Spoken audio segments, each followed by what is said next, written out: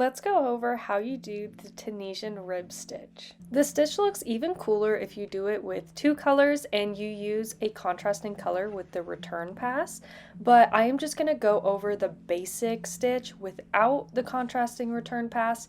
If you would like to see the video about this, you can watch that video here. So to start, I am just using weight 4 yarn and a 6mm crochet hook. And what we're going to do is we're going to create our slip knot, and we want to make a chain of an even amount of stitches. Okay, so now that we have our even chain, we're now going to Tunisian simple stitch across this chain by going into the back bumps. I'm going to quickly go over how to do the Tunisian simple stitch. If you would like a more in-depth tutorial of this, please watch this video here. So we're going to pick up a loop in the back bumps across the entire chain and leave that loop on our hook. And you should end up with the same amount of loops on your hook as chains that you started with. So we're just going to go into the back bump all the way across the chain. Okay, so now that we have all our loops on our hook, we're just going to do a return pass like normal, where what we're going to do is we're going to yarn over and pull through 1, and then yarn over, pull through 2 across until we have 1 loop left on our hook. Okay, so now we have our foundation row of our Tunisian simple stitch. We can start our row of the rib stitch. The Tunisian rib stitch makes up 2 different stitches. So these stitches include the Tunisian simple stitch and the Tunisian twisted simple stitch. So we're basically going to be starting with this Tunisian simple stitch, then doing the twisted stitch and repeating that back and forth across the row. So for the Tunisian simple stitch, we work under the vertical bar, and we're going to be working from right to left, yarning over, pulling up a loop. For the twisted simple stitch now, we are actually going to be working from the left to the right in the vertical bar.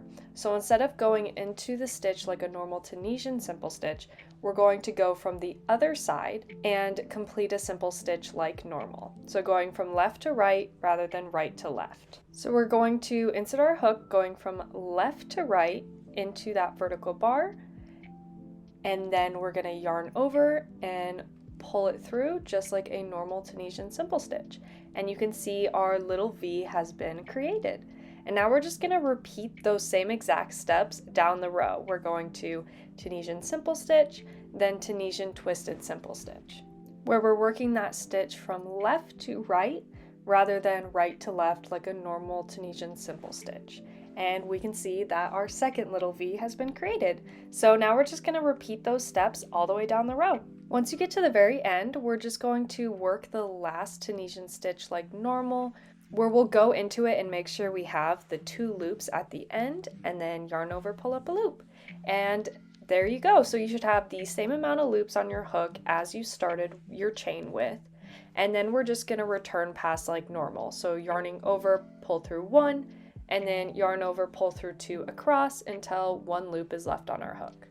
So there is our first row of the rib stitch completed.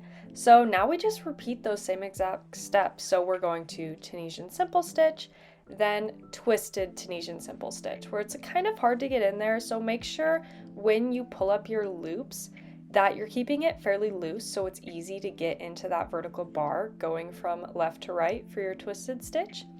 But you'll just keep repeating that down the row, return pass like normal, and that's essentially the rib stitch. I'll do a couple more rows of this so we can see more of what it actually looks like, and then I will come back and we will talk about how you fasten off the top row.